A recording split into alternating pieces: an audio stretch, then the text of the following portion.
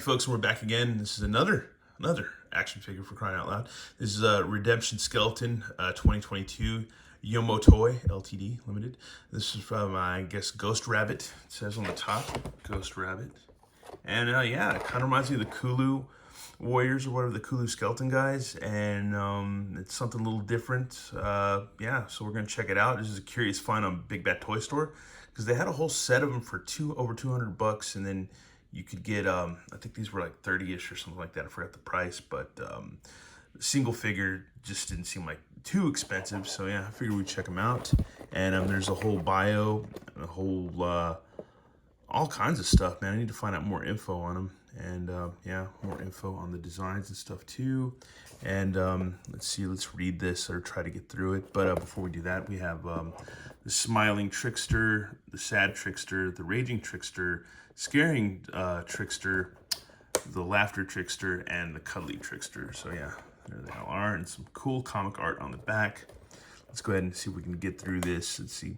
Hell used to be a peaceful place, at least for its rulers. After the souls of the dead come to hell, they will be divided up by the hell princes according to the soul's ability and crimes committed in life. The souls will become servants of the demons, for food for undead creatures, or be crushed in cruel torture and become the source of devil's power. This is kind of broken English. Anyways, the hell collapsed. Nobody knows the reason. All the hell princes disappeared, and a lot of undead creatures and devils disappeared too. Hell has been transformed from a complete world into a fragile collection of countless fragments, shattered hell.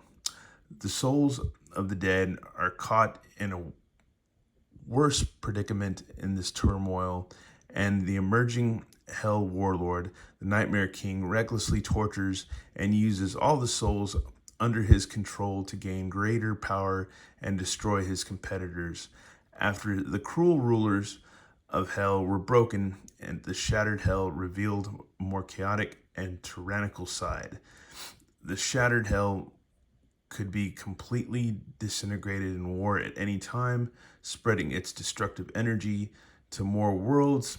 Many deities from different worlds took action together. The Nightmare King was banished, the massive melee was temporarily stopped, and a weird and fragile balance was achieved. A kind of new beings emerged from shattered hell. They are called redemption skeletons. They are neither souls of the dead nor devils. With delirious memories, mysterious past, and fierce unknown powers, the appearance of the redemption skeletons makes more hidden forces in the shattered hell being to reveal. And the precarious piece is on the edge. So yeah, there you go. Interesting. Here's some more info. The night tricksters are one of the most common threats for the seekers of the shattered hell. There is a huge amount of these junior hell soldiers with pumpkin heads. Although one of them usually cannot pose a sufficient threat to a powerful redemption skeleton, the night tricksters always appear in groups. Let's see, groups. Contrary to common speculations, the night tricksters are not undead creatures, nor do they originate from the suffered souls without a master. They are servant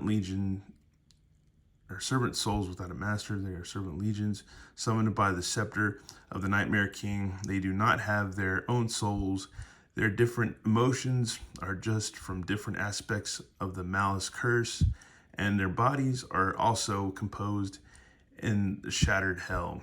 But it's not a wise choice to underestimate them. The night tricksters are fierce warriors and insidious weapon experts. They were created to be weapons of destruction. So there you have it. That's a lot. That's a whole lot to take. And here's our redemption skeleton, folks. The Trickster, I believe. I think it's a Trickster, yeah. Anyways, like I just read it 1,000 times, but it comes with pauldrons that peg into the back. I wonder if you could use these on Mythic Legions. Looks like you could, dude. Looks like you really, really can. That's crazy. Might have to try that at some point. Yeah, wow, since I have a couple out. Here's a knife. That's pretty cool. Here's another little, I guess another pauldron or something, man. Gotta figure out where we put this. I'm not quite sure. Another one. Maybe these peg on the arm or something or whatever along the shoulders. Not quite sure. Another knife, which is cool. And a big axe, 2 big axes. So that's cool too. Not bad at all. Have nice weight to them too. Wow, that's cool, man. They all seem like one piece too. Yeah, that's neat, man. Really, really neat. Here's a closer look at our Trickster. It's got some green paint in the eyes. Let me focus a little bit better on that. Green paint in the eyes and the mouth. It seems like an orange wash over black, it seems like, yeah. A little green on top. And yeah, the way the skeleton's painted, it kind of reminds me of the Kulu Warriors too, but a little bit bigger, a little bit thicker body. A little bit more cartoonish maybe even. But yeah, there's detail all in there, so it's not bad. Not bad at all. And I suppose if you're a great customizer, you could customize the hell out of these and repaint it if you want. But the head swivels, looks up, looks down, all that. Arms go out, swivel. So that's cool too. Yeah, so that's good. You got elbow. There's a swivel with the forearm, so that's cool. You've got a swivel and a hinge, side to side hinge with the swivel, so that's cool. Swivels in and out in the wrist and the hand, so that's cool. And let's see, you got a upper, oh wow, you got articulation right in the back of the spine and between the rib, at the end of the rib cage, so it can sit down. That's cool. That's rad.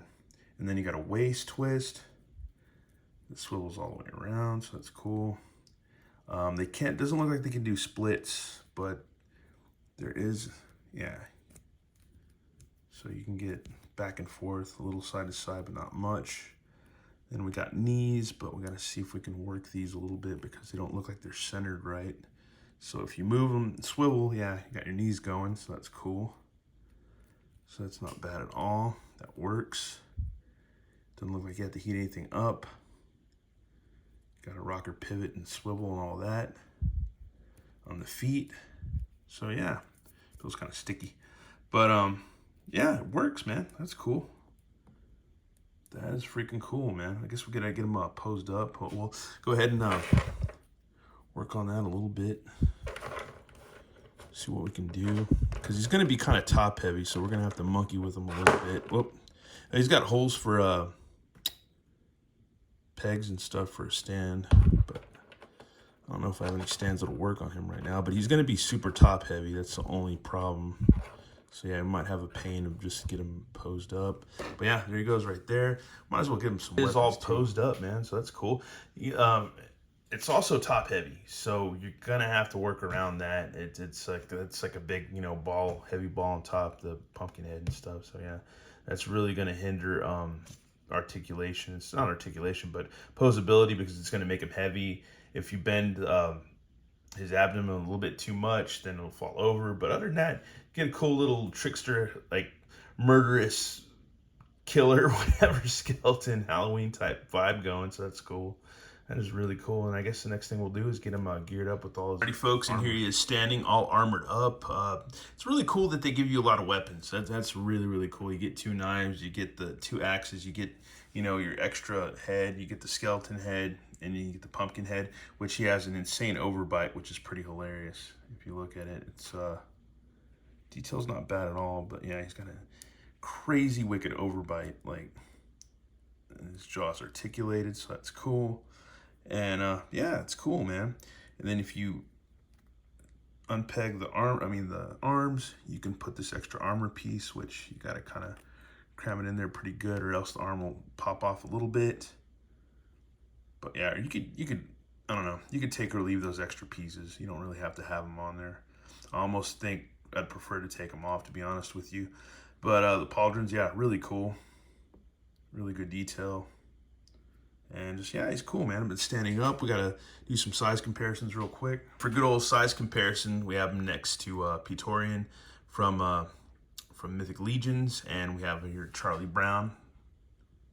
Goes a little past his knees. and our TB League gal, Sally Sue, hanging out, really hanging out literally next to him. So yeah, if that gives you any idea of the scale of this figure, I hope it does, because I don't know, I get annoyed with size comparisons, but hey, you got to do them, because people got to know. We all got to know. Anyways, let's get this guy posed. All right, we'll try to work with him a little bit. I like these guys. I don't know. I think he's kind of cool if you got him like crouched a little bit and all that. Like, let's see what we can do with him. But then again, he's going to be kind of heavy because these weapons are a bit heavy. And yeah, the pauldrons and stuff and all that. But yeah, let's see if we can get him. If you mess with his feet enough, you should be able to. Yeah.